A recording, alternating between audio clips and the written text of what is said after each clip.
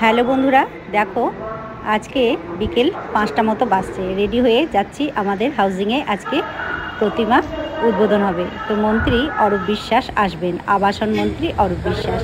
তো দেখো রেডি হয়ে নিচে নেমে পড়েছি। এই দেখো মন্ত্রীর গাড়ি কিন্তু চলে এসছে, একে একে সব গাড়িগুলো আসছে। তো আমি পিছন পিছন যাচ্ছি, সেই সময়তেই কিন্তু মন্ত্রী প্রবেশ করলেন। তো আবাসন মন্ত্রী অরূপ বিশ্বাস প্রত্যেক বছরই আমাদের হাউজিংয়ে প্রতিমা প্যান্ডেল উদ্বোধন করতে আসেন। তো দেখো চলে এসেছি এখানে। তো ওই দেখো দূর থেকে তোমাদের দেখাচ্ছি, এই যে এই মাঠের মধ্যেই কিন্তু আমাদের দুর্গা প্রতিমা, এখানেই সমস্ত কিছু পুজো অনুষ্ঠান হয় এখানেই আর কি। তো খুব সুন্দরভাবে সাজিয়েছে। তো ওই বিকেল 5টা 10-15 মতো বাজছে এখন। তো মন্ত্রী কিন্তু চলে এসছেন, ওখানে আমাদের প্রতিমা উদ্বোধন করছেন আর কি। তো চলো তোমাদেরকে নিয়ে যাই, তোমাদেরকেও আমাদের সঙ্গে দর্শন করাই। এই দেখো আমাদের দুর্গা প্রতিমা, তো খুব সুন্দর করেছে। মা দুর্গাকে তোমাদের দর্শন করালাম।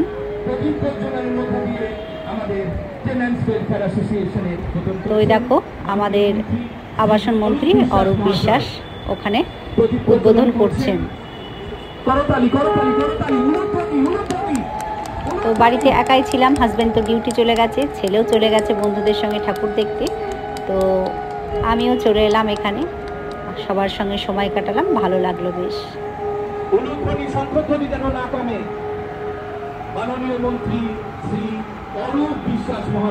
তো দেখো এই যে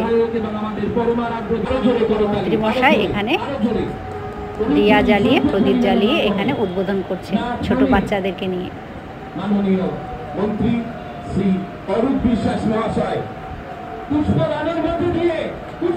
এই দেখো মা দুর্গাকে এখানে পুষ্প দিয়ে উদ্বোধন করলেন, দিয়া জ্বালালেন আর পুষ্প দিয়ে আমাদের আবাসন মন্ত্রী অরূপ বিশ্বাস।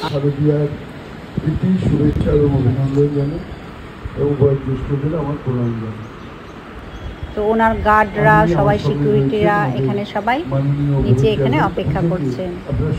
তো উনি বেশিক্ষণ ছিলেন না, ওই মিনিট মানে 5-7 মিনিট কি 10 মিনিট মতো ছিলেন। তো উনি ওনার মূল্যবান সময়টা যে দিয়েছেন, আর প্রত্যেক বছরই আর কি আসেন উনি আমাদের আবাসনে প্রতিমা আর কি উদ্বোধন করতে। তো দেখো আমি এখানে ছিলাম, সবাই এসছে, তো অনেকে এসছে আবার অনেকে আসে উনি। তো বিকেলবেলার টাইম, তো ফাঁকা ছিলাম, তো চলে গেলাম। প্রত্যেক বছরই আসি আর কি। পুজো তো মা দুর্গা, তোমার তো বাপের বাড়িতে এসছেন একা, আমি কি স্বামী তো আনেনি।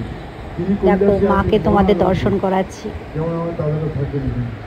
তো ভিডিওটা করলাম, তোমাদের সঙ্গে শেয়ার না করে পারলাম না। সব কিছুই যখন শেয়ার করি, তো আমাদের আজকে প্রতিমা উদ্বোধন হয়েছে আমাদের হাউজিংয়ে, তাই তোমাদের সঙ্গে শেয়ার করলাম। কলকাতাতে তো পুজো মানে আরম্ভ হয়ে গেছে, মহালয়া থেকেই পুজো প্যান্ডেল সব মানে প্রতিমা প্যান্ডেল সব মানে হোপিং আরম্ভ হয়ে গেছে মহালয়ার দিন থেকেই। অনেকে প্রতিমা প্যান্ডেল দর্শনেও বেরিয়ে পড়েছে। তো আমরা এখন যাইনি, তো দেখি যাব। হাজব্যান্ডের তো ডিউটি, যখন ফাঁকা থাকবে তখন ও সময় করে আমাদের নিয়ে যাবে, আমাদের মানে আমাকে নিয়ে যাবে। ছেলে তো নিজে নিজেই ঘুরছে, বড় হয়ে গেছে বন্ধুদের সঙ্গে। তো ও যখন ডিউটি থাকবে না তখন আমাকে নিয়ে যাবে, তারপরে আমাকে মানে প্রতিমা প্যান্ডেল দর্শন করে নিয়ে এসে ও ডিউটি যায়। তো প্রত্যেক বছর এটাই করে, সকালের দিকে ঘুরিয়ে দেয়, দুপুরের দিকে, তারপরে তো ডিউটি পড়ে, তো তারপরেও ডিউটি চলে যায়। তো দেখো মন্ত্রীমশাই কিন্তু চলে যাচ্ছেন। তো আমরা এখানে সবাই বসে দেখো গল্প করছি। এখানে আমাদের হাউজিংয়ের সবাই আছে, মেম্বাররা সবাই, আমাদের সবাই বন্ধু মানে বান্ধবীরা আর কি, সবাই এখানে বসে গল্প করছি। আর এই দেখো মা দুর্গা মাকে তোমাদের ভালো করে দর্শন করিয়ে দিলাম। তো অনেক ডেকোরেশন কিন্তু এখন বাকি আছে, পুজো তো এখন মানে আরম্ভ হয়নি, ষষ্ঠীর দিন থেকে সন্ধ্যাবেলা থেকে পুজো আরম্ভ হবে। তো এখানে অনেক ডেকোরেশন হয়, তো সেগুলো সব হবে, এখনও অনেক কাজ চলছে। তো দেখো এখানে সবাই আমরা গল্প করছি, তো বসলাম সবাই মিলে একটু আড্ডা দিলাম।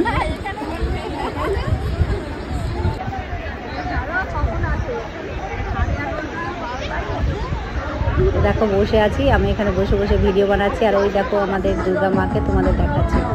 আর এই দেখো ষষ্ঠীর দিন থেকেই প্রোগ্রাম হবে। তো এখানে মানে বাচ্চা ছেলে মেয়েরা সবার কি র্যাম্পে মেয়েরা, ছেলেরা নয়, র্যাম্প ওয়ার্ক হবে, ক্যাট ওয়ার্ক। তো আর কি প্র্যাকটিস করাচ্ছে যে এরকম করে এই যে এই মেয়েটা একটু বড় আছে, তো বাচ্চা মেয়েগুলোকে দেখাচ্ছে আর কি র্যাম্প ওয়ার্কে কী করে হাঁটবে। তো মিউজিক বাজিয়ে দিয়েছে, মিউজিকের তালে তালে ও কিন্তু র্যাম্প ওয়ার্ক করে দেখাচ্ছে। তো আমাদেরও নাম দেওয়া হয়েছে, বড়দেরও হবে। তো আমার নামটাও দেওয়া হয়েছে, তো জানি না পারবো কি না, তো যাই হোক নাম দিয়েছি। তো দেখো সবাই কিন্তু একে একে মানে প্র্যাকটিস করছে র্যাম্প ওয়ার্কে। আরও আছে, তো মানে আরও আসবে, আরও নাম দেবে। এখন তো পুজো শুরু হয়নি, মানে যখন যেদিন থেকে খেলাটা স্টার্ট হবে ষষ্ঠীর দিন থেকেই সন্ধ্যেবেলা থেকে মোটামুটি অনেক কিছু খেলার প্রোগ্রাম আয়োজন করে। তো ষষ্ঠীর দিন থেকেই আর কি সন্ধ্যেবেলা থেকে মানে সব খেলাধুলা আরম্ভ হবে, তখন থেকেই সব নাম দেয়। তো দেখো এখানে বসেছিলাম, সবাই একটু আড্ডা মারলাম, গল্প করলাম, আর আমি ওদের ভিডিওটা করছিলাম, র্যাম্প ওয়ার্ক করছিল তাই একটু দেখছিলাম। তো ভিডিওটা করলাম, আমাকে একটু প্র্যাকটিস করতে হবে র্যাম্প ওয়ার্কে হাঁটার জন্য। তো মানে ভিডিওটা করাও থাকলো, একটু দেখে নিলাম, আর কি ভিডিওটা করে আমি তোমাদের সঙ্গে শেয়ারও করছি। তো আমার ভিডিওটা তোমাদের আজকে কেমন লাগছে বন্ধুরা অবশ্যই কমেন্ট করে জানাবে। কলকাতাতে পুজো তো মানে মহলা থেকে আরম্ভ হয়ে গেছে, তোমাদের দিকে কার কোন দিকে পুজো আরম্ভ হয়ে গেল অবশ্যই কমেন্ট করে জানাবে বন্ধুরা। আর বৃষ্টি তো পড়ছেই, এর মধ্যেই আমাদের এরকমভাবে আনন্দ করতে হবে।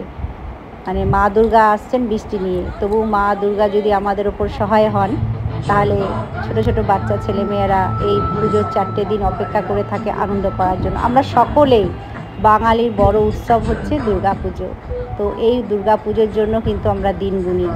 তো যাই হোক মা দুর্গা যদি সহায় হন, রক্ষা করবেন, সকলকে আনন্দ দেবেন, সকলের মা দুর্গা পুজো নেবেন। তো যাই হোক আমরা ঈশ্বরের কাছে প্রার্থনা করছি মা দুর্গা যেন বৃষ্টি আর না দেন। তবে আজকেও বৃষ্টি হয়েছে বন্ধুরা, তো নিউজে তো শুনছি বৃষ্টি তো হবেই পুজোতে, তো জানি না কি হবে আগামী দিন। তো মা দুর্গার কাছে মানে প্রে করছি মা দুর্গা এই কয়েকদিন যেন বৃষ্টি না হয়। আর বেশি বৃষ্টি হলেই তো বন্ধুরা তোমরা তো সকলেই জানো কলকাতাতে একদম জল জমে যাবে। দুদিন আগে তো একদম জল জমে একাকার হয়ে গেছিলো, কত প্রতিমা নষ্ট হয়ে গেছে জানো বন্ধুরা। তো কুমোরটুলিতে অনেক মা দুর্গা তৈরি হয়েছে, সেগুলো সব জলে ভাসছে।